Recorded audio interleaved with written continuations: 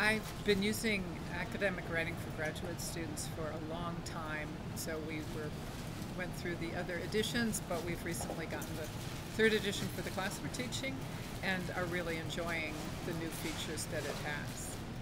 I especially like some of the things where they've got more up-to-date articles that they're using as examples, but we still use all of the language-focused things we find very helpful for the students. And the appendices, which are very specific language-focused things, like the one on articles. Many of my students really like that one in particular because it addresses a very common issue, and it does that in a very clear and structured way. I mean, articles are a real problem for many international students. There doesn't seem to be a rhyme or reason for it, but I think this appendix, especially in the third edition, has been consolidated, and it's presented in a more sort of structured way. The subheadings pop out, and it's been really useful in class. And I was also seeing that in the new third edition, in the critique section, it asks the students to list their challenges for working on a critique, which I think is a great addition to as a task for the students to work on, which we didn't have before.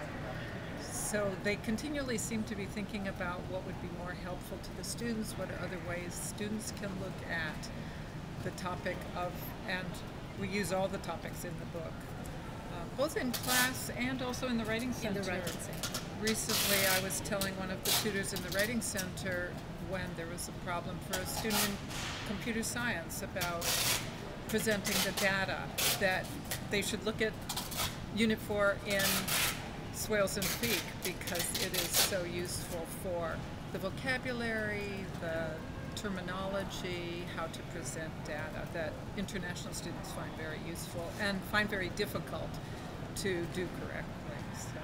And I like the fact that from the second to the third, my favorite topics are all still there in the same sort of logical order. It's very well scaffolded, like definitions. We just worked on it in class, and they go from the sentence, which is broken down into these clear structures, so they provide sort of thinking models for the students, and then it goes into the extended definition.